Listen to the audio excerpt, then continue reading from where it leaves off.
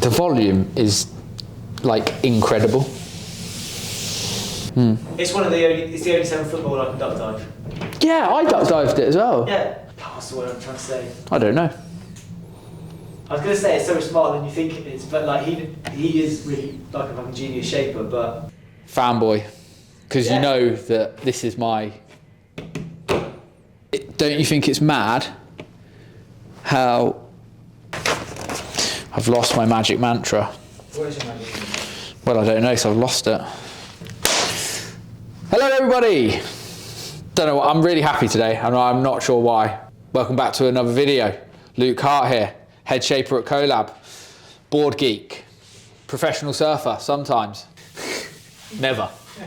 I got filmed. Welcome back to the channel, and it is another board review, and this is a bit of a special one for me. This brand is the first brand that I really appreciated as a mega brand in surfing for me personally. This is Jeff McCallum's PDX model. I'll give you a little brief history of sort of my relationship with Jeff McCallum's boards. When I was a kid and I started shaping, 18 or 19, I thought I had this like cockiness that I could do everything better than everyone. You know, I'll learn how to do this and I'll learn how to do that and I'm going to be the best shaper. And I had this like driving force of ego basically.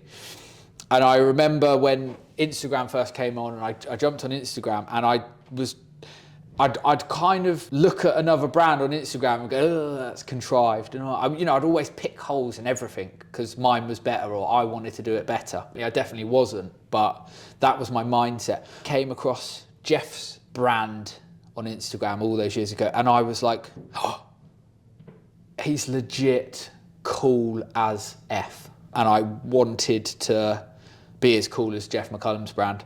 And I loved the shapes. I loved the simplicity of the shapes. And I could tell through the screen what those shapes were doing. And I could see what that brand represented. I think Jeff's logo is probably my favorite logo in the whole of every surfboard I've ever seen on the planet. I think it's a logo that everyone wishes they kind of figured out, but it's a dollar bill.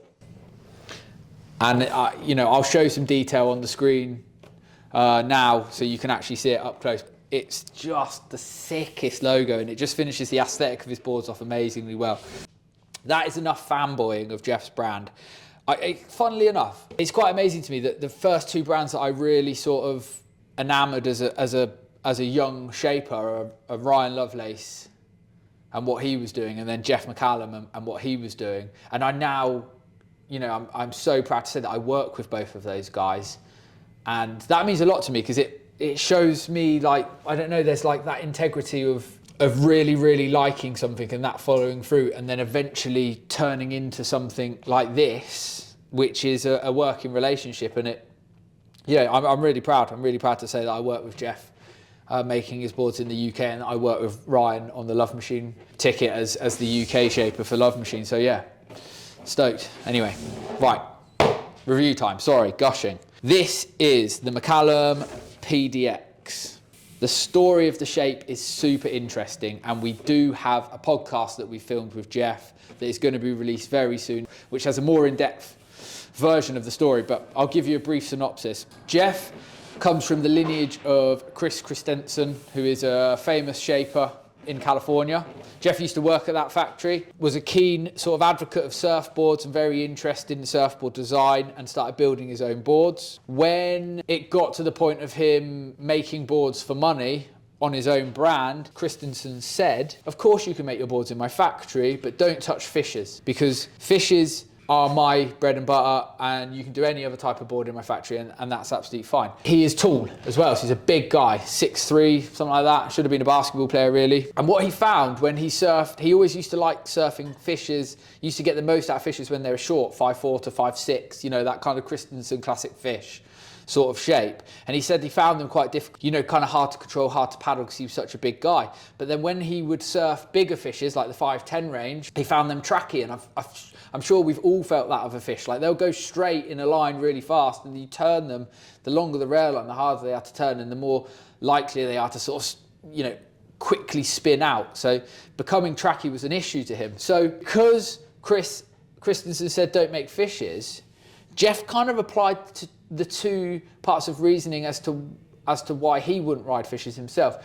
And he put, which you can see this from the outline, he put a pulled in round tail on a classic fish template. And he said what that did is it allowed him to surf everything he loved about the fish, but with something that would turn and hold more for someone who was bigger. That's incredible. What a natural way to find out how to make a surfboard. And he ran with it. He carried that and followed that through all of his designs. It's a similar principle set for all of his models. They're super easy, they're super fast, they're super fluid, but you can maneuver them, especially as a heavier or bigger guy. A reason why this works well in the UK is because they've got that extra volume and they're that flatter natural rocker. You're going to get them going in weaker waves too. So the concept, I've just brushed over the concept, really loosely spoken about the concept as I was telling you about the story of the design. The concept is speed, stability, and then the ability to turn it from the tail without it feeling tracky and too down the line when you are going fast. Beautiful simplicity, the PDX. There's a lot going on without a lot going on, if that makes sense. There's no kind of fancy channels and really dramatic rail shapes. It's just some simple design characterized to create something that feels easy to surf. And I love that. I love that it's not flashy, but yet it's aesthetically very pleasurable, really, really nice to kind of hold and feel. It's got all the right curves in the right places. Like I love the way when you're shaping this nose out, you have to use a planer to scoop it out. Beveled beak in the nose just tailors out into a drop down rail. So you have a nice sensitive rail, quite thin, and then you have a really flat deck which maintains the volume. This particular board, how big is this, Tom? So the dimensions of this particular board are 5'10", 20 3/4, 2.6 inches thick with a volume of 37.7 litres. So the 5'10 is carrying 37 litres. So you're getting 6 O's up to 40 litres. It's got an amazing amount of float, a huge, like all of his boards do, that you lie on them and they feel super sturdy, and then the trim and sort of buttery down the line feel of him is just so apparent in the shapes. So there's no crazy contradictions that give you something that you don't know about. If a shaper picks this board up, they're going to tell you how it's going to go. That is like the beauty of his boards. And he's the only one that does boards like this. Every other person that would do boards like this, they're copying the McCallums. It's just simplistic, mindful, easy surfing. And it's kind of adopting a style of surfing that you can pretty much surf it in anything. You're going to be able to paddle into loads of waves, but you're not going to be able to surf it how you would want to surf a shortboard. You're not going to be able to surf it how you would surf a mid-length. You're going to have to surf it how it wants to be surfed. You're either like it or not give it enough time. That's what I always say about shapes like this. It is a quad setup, so you've got that kind of that twinny rail to rail feel, but lots and lots of drive from the quad, and you can push the tail harder. That gives it the ability to really sort of free it up into the bigger waves. I think it gives you lots of speed at the smaller waves, and I'm sure, you know, a twinny with this exact shape would still feel amazing, but you know, this is, the PDX is a quad because it gives it that versatility. The bottom shape, so as you can see, the outline is fish base. You've got lots and lots of hip up the front, forward wide point into quite a wide tail. It draws down into what makes it Jeff's sort of own unique take on a fish is the fact that it drops down into this round tail. So you have that maneuverability there and you have that stability here. You combine those two on a shorter rail line with high volume and you get yourselves a Jeff McCallum beauty. Why they're so popular in California, you can kind of, it kind of really makes sense. And I'm pretty sure they're going to gain a lot of traction in the UK for how easy they'll be to surf as well. The deck line is super, super flat. When I say flat, I mean like right across, but the foil's not crazy thick. It just the foil contains sort of forward momentum, so you've got a bit more foam up by your chest, and then it ekes out into the beat to give you a bit of flip. You actually have to shape this in with a planer to get that scoop, and then transitions and it gets thinner and thinner out the tail until you hold the rail right down at the base of the tail. It's actually pretty thin and responsive. You can imagine these tails cutting into the water and not having a problem penetrating off of pivoting turns. Same, it drops down with the deck being so flat, it drops down into a pinched rail. And what I really like about this pinched rail is that when you flip the board over, the hard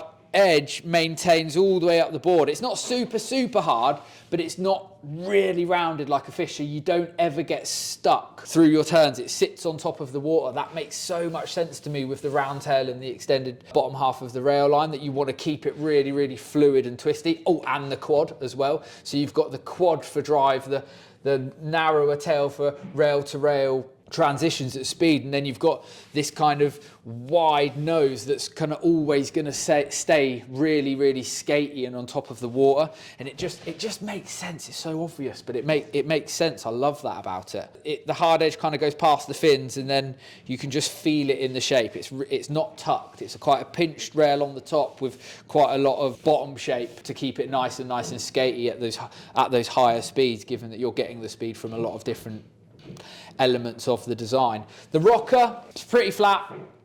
I would consider that flat. There's some nice early entry, and it's kind of all dissipated by just back from the, for the middle points kind of here. It's just from here, it's maintained really flat.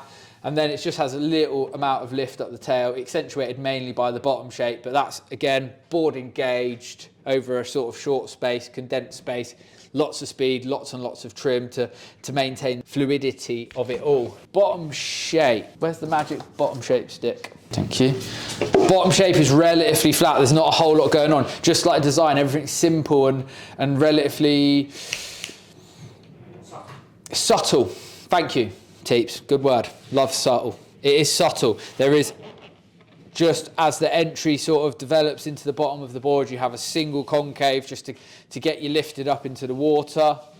And then as it transitions into the fins, you get a slightly deeper single that turns into this inside double or spiral V inside the single, and that maintains until you get past the back fins, and then it turns into a little V out the back. So what you're going to get is lift under the front foot, lots of planing area and down the line speed and trim, rail to rail transitions aided by the width of the tail and the rolled sort of double inside the single to maintain your lift, and then pivot off the back edge, almost acting like it's not a fin, but just giving you that rail to rail response because you don't have that back fin offering drag. It's kind of, I guess the way you could say this board will feel is like a more functional classic fish with a turbo on it.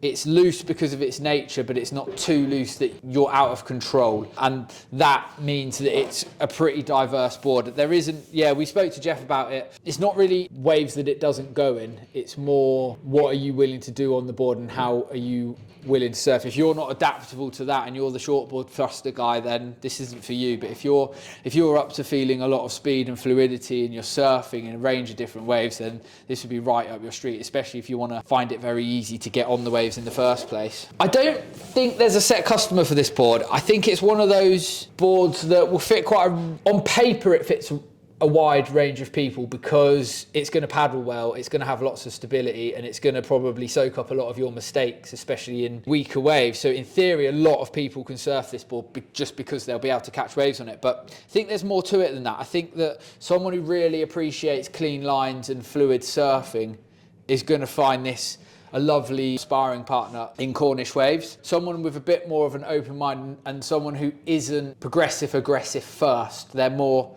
clean lines, fluid, just keep on moving, keep on trucking, kind of working with the wave types of surfers. Someone who wants to smooth themselves out a little bit. I think they're going to feel right at home on the PDX. In terms of sizing it, you can go shorter than you think, for sure. I mean, this is the 5'10", 37.7 litres, and I feel like it's a big board for me. And I'd love to have a go on probably the 5'8". I'm 85 kg and 5'10", so I'd say you want to be surfing this board. You don't want to go ridiculously short because you don't want to take away from what a fish could be for you, but you don't also want to go, you can, in fact, all you have to do on this board is not go too short. I think you can definitely go pretty long. I think that you could surf this board, I think the PDX could probably scale up to mid-length size, but I would say, a couple of inches sort of lower than your head height all the way up to a comfortable mid-length sort of size, maybe like 6'8", 6'10", that kind of range, like 5'8" to 6'10", somewhere in that range. Choose basically on the amount of maneuverability you wanted versus the the planing speed and stability that you wanted. You know, if you wanted those things, you go for the longer one, and if you want something a bit more manoeuvrable and sort of fun to thrash about in, especially in sort of everyday size waves, then you probably want to go shorter rail line. Me, 5'8", I'd say. And my standard board is, I haven't got a standard board at the moment. I guess 5'11" short stack at 34 litres. So if that gives you a little comparison. Or the BP round 6'6", 38 litres. Or the 6'5" side piece. I have so many good boards that I'm on at the moment, and that is so unlike me. I'm normally like stick to one board. But anyway, enough about me. In terms of construction, I think PU is going to give you that classic feel. It's going to aid that trim, the classic nature of the board. I think it would... getting this in an epoxy construction, I wouldn't say it's wrong, but I would say it's a little bit like having a diesel muscle car. Just, you know, kind of doesn't make that much sense, but there's an argument for it. I won't go into it, but there's probably an argument for it. But yeah, really, you want that kind of, I think you want that pop from the trim, and the PUs would definitely sort of aid that more rather than the epoxies. But if someone wanted to try the epoxies, I'm sure it could still be a fun board, especially if you're a heavier set guy and a taller person who can kind of utilise those epoxy things without feeling the ailments of it. Then yeah, I'm not like dead set against it, to be honest, but I think it's a PU. In terms of where this board sits in the market, what are its rivals? I mean, I think you might have to go to like grovelers, probably. Maybe like sort of maxi grovelers, like sweet potato-y sort of stuff, to kind of like puddle jumpery stuff. It's going to sit in there. It's kind of its own thing. That's why I really like Jeff's boards. There isn't anything else out there. Like Ryan and Jeff, they kind of have their set way of the way they shape, and it does really just, they find a little slice of a narrative that's already out there and kind of make that little slice within that narrative their own. You're going to be able to grovel on it, absolutely no problems, but you're also going to be able to take it out in pretty much anything. Where does it sit in the market? Yeah, something slightly obscure along the fish kind of lines, I would say, but doesn't really have direct competition. There's not a lot of shapers with their own version of this board. I think it's very much, PDX is a bit of a standalone thing. The other shapers, you know, when Jeff's done it, he kind of does it right, and other shapers maybe, it's a little bit like trying to rap battle Eminem. Other rappers just don't do it. And, you know, the overview, I've probably said it a million times already, it's all part of it. This is a package deal for me. It's the brand, it's like the coolest brand. Jeff is never going to be out there saying how good his boards are. He just works at it. He sticks to a design methodology oh my God, I found another one. Methodology. Come on. Stupid word that they just shouldn't be on edits because you can't say them first time. He's worked out a design methodology and he's stuck to it and he's refined it and he's made it what it is, and they are aesthetically beautiful. They are super fast, super fluid, super fun, work in a range of conditions, and don't half make you feel cool when you've got one under your arm. That is the Jeff McCallum PDX. If you're interested to hear more about Jeff, we will be dropping a podcast in the coming weeks with Jeff. It's a really good one. We sat down, we had a beer and a yarn, and he's an incredible, cool guy. We're really looking forward to working with him more in the future. And if you want to have a look on our website, there are some more of his models with a brief overview and wording that Teeps has put up, so you can have a little look through there. And if you want to learn more, talk to us. We will be happy to help. Have a look at some of Jeff's own hand shapes from when he was here last summer, Down the Line Surf in Hale and Unsung Hero in Wales, and look out for his UK stop options dropping soon in the coming weeks. Until then, it'll have to be a custom or some selected stock that we've got on our website. Thank you so much for watching. Feel like I've babbled, but I always do after one of these board reviews because I'm a geek and I love it.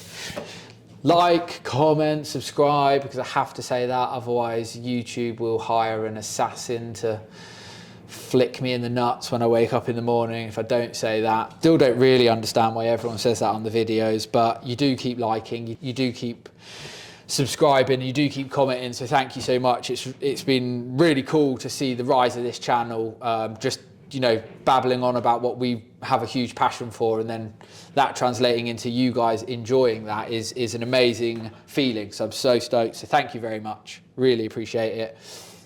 Tune in next time when we will be doing other exciting stuff to do with surfboards. Cheers, guys. Oh, there you go. If you want to order one of Jeff's, you can do it. And edit in. Just do it Edit it in. You can order boards from our website right now, and they can also see some of the stock boards that he made, more of the showpieces, if they want to get themselves like a real. I should have probably explained that, because you can get like, he made some epic boards, this being one of them, when he was over in the UK, all designed by him, and they're amazing. And we only got a really select batch, so we had a couple of customs go out, and I think there's a couple left in Down the Line, and then there's a couple left in Unsung Hero, and they're pieces of art really, Jeff's boards, and they're super, super rare. He's always kept that production down, so this is really, really cool for us that he's letting us be a part of his journey, and we can't wait to go see him in Cali, can we, either? That's going to be exciting. Never been to Cali. Really looking forward to that. That's going to be epic. Yeah, right. Did you have any inputs or anything you'd like to geek out about, or are we done? I mean, I feel like I geeked out quite a lot there on my own. I had a really interesting chat with him the other day. Yeah. Because he feels he's fallen into this kind of art niche board where people look at his boards as more like works of art because they take tints so well, their shapes, they're so kind of got such strong form that people. Have I just offended him? Pardon? Have I just offended him then? No, not at all, not at all. Because I think what it does it a favour is just how functional these boards are. Like they're some of the most functional, easy to surf, easy to have fun on. Like yeah, you've been putting a lot of time in the water, haven't you? In some I'm completely converted, and I can totally get what he's about. We were alluding to it, like you think, load of volume, it's going to go like be quite heavy to move around. But the way he folds it out, the way you can get edge on, they're very intuitive. So you kind of think, they're kind of like highbrow art boards, but actually no, surf them and you're like, oh my god, I'm enjoying this. This is a really easy surf. Do you think that comes from the exclusivity of them though, more than the aesthetic? Or a bit of both? Supply and demand is always going to be a thing. So if you can't get hold of stuff, it's always going to like elevate them. I think he's always, like, he works with probably one of the best glasses in the world over in California, and so I think his boards have always been like a canvas for some really cool glassing jobs. When you add the dollar sign to it, it becomes a work of art. It's like the best logo in the industry by a mile. But we've had boards I've gone to deliver people, and I'm like, how are you even going to surf that? Like, it's just the gloss finish. It's so. Oh mate, when you wanted to wax up the I could tell you were like, what? The cash green pin line. Yeah, it just like tan deck. It's just like, wow, they just look so nice. Yeah. But I think that does it a disservice. I think because people come demo it, come and ride the board we've got here. Like get. Yes, if you're still watching the geekery, we do have demo boards of Jeff's. Only a couple because it's like basically Tom made me wax up boards that we should have probably sold, but we needed to get on them, and so we could talk to you like this, I guess. But yeah, come and demo them for sure. I reckon just like. Clear, white, don't think of it as a tool as much as a work of art, like kind of just surf it. Like, so if you were buying one, would you buy a clear one then? I probably would. I mean, you see my Porsche. It's fucking knackered. It's just like a daily, like, it takes something beautiful and like you just use it. So I think I'd have an easier time. So would you get a 50-cent glassed in then rather than $1? Yeah. They do the peso option, which is probably worth. I tell you what I'm going to say it, and this is probably going in because we're geeking, but I'll tell you what I thought about his boards, and this is the feeling I got when I surfed it. It's like if you just stand there, it does it, but then if you want to add your spin on it, and that's what makes it, that's what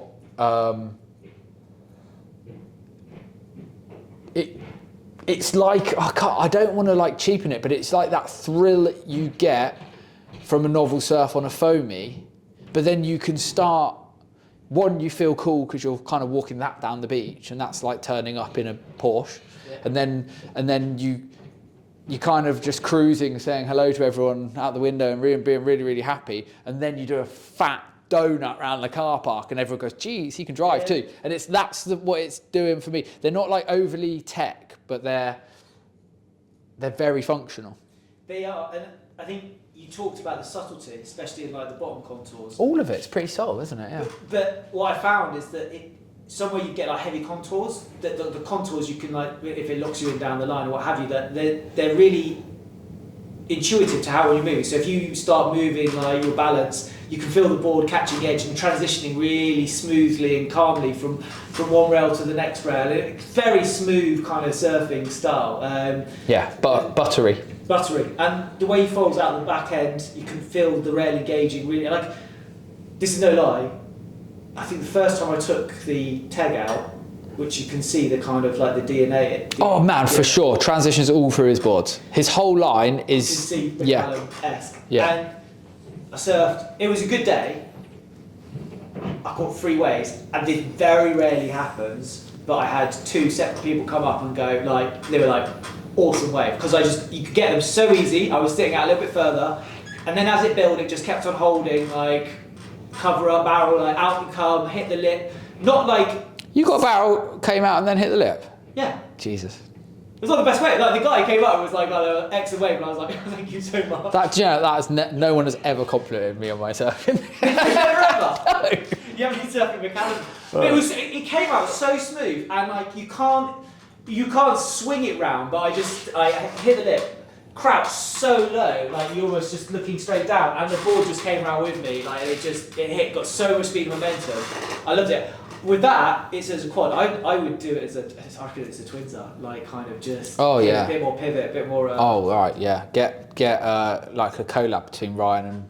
Oh, imagine that. Get on it, boys. I love the fact that he sticks to quads and twins though, because he likes that feeling. He's making the boards work around the fin setups, and his quad setup is, again, it's like so simple, but it's actually pretty unique.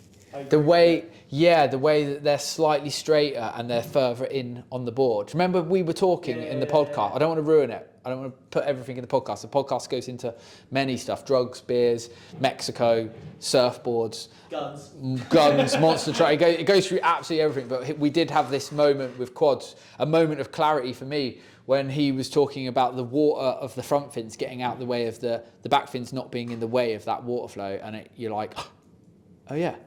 I knew that. Yeah, I knew that as a shaper for sure. And I went back and I was like, I'm going to change all my quads. But it's all like simplistic stuff. He kind of is that kind of like hammer and nail dude, isn't he? Practical. Yeah. Like he builds his own crawler vehicle. Yeah. Like he learned welding and welded his whole like shop up. Yeah. Kind of. He's just, you can tell that's where his happy place is. Yeah, you can imagine if he gets a leak in his roof, he's up there. Yeah. Like Googling first how to lead. I don't even think he Googles. No. I can't imagine him Googling. Yeah. I don't know why I'm sticking with that in my mind, but that seems weird that Jeff McCallum Googles. No, he doesn't. Too much. He's too cool. Too cool for Google. He ain't got on Google. But I think, point being. By the way, we're kind of painting him out to be this like kind of mystic character. He's very down to earth, just a legend, isn't he? Yeah.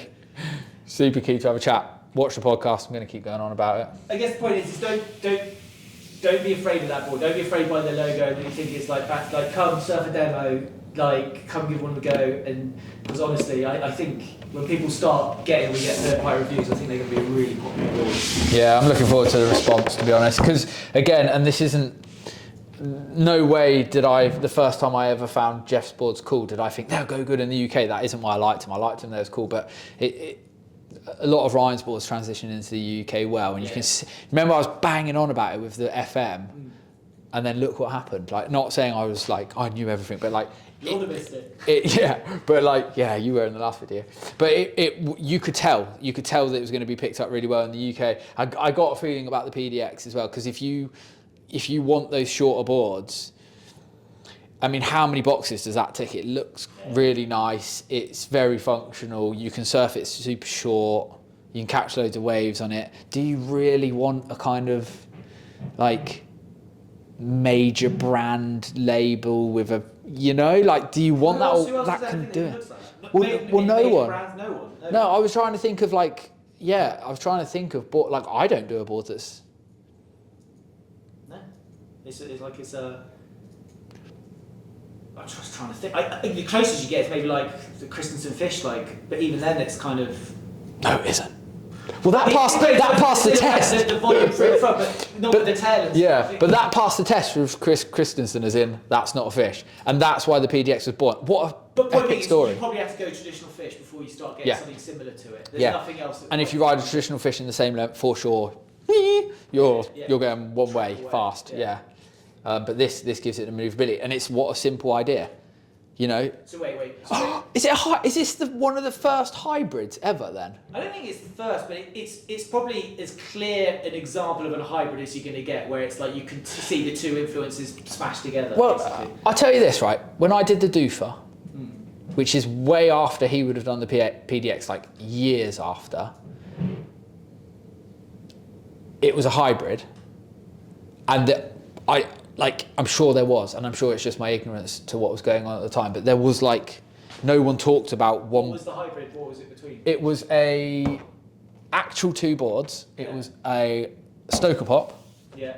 And it was a what I would call now the Charge, basically. So like a step up. And it had this kind of like, and I've refined it over the years, but it had this like really extended rail line because of that, because the chop wasn't half and half. It was more 2/3 and a third or something like that. And yeah, we were like, you can't tell people to ride this. This is weird, you know. And like we were trying to figure it all out, but then we didn't call it a hybrid straight away either. I think we called it like a cut and shut or something like. I can't remember what we called it. I can't remember, but hybrid wasn't the first word that sprang to mind. But there wasn't any boards out there that explained it like that. And then slowly you see some coming on. And I bet Jeff didn't explain this as a hybrid, but it is, man. Love to stay and chat, but we're running. I'll ask you one question before you go surf. It's not that I'm surfing, it's just our memory card's running out. Go on. Can we wax this one up and surf it? Oh my God. We should. Yes, we should. If you say no, we should do it. No, we should do it. It's on footage. God's sake. Yeah, look at it on that camera, definitely. Today would be such a good day too. That's what I'm thinking. I'm going to go surf it today and I'll surf it over the weekend. Bye everybody.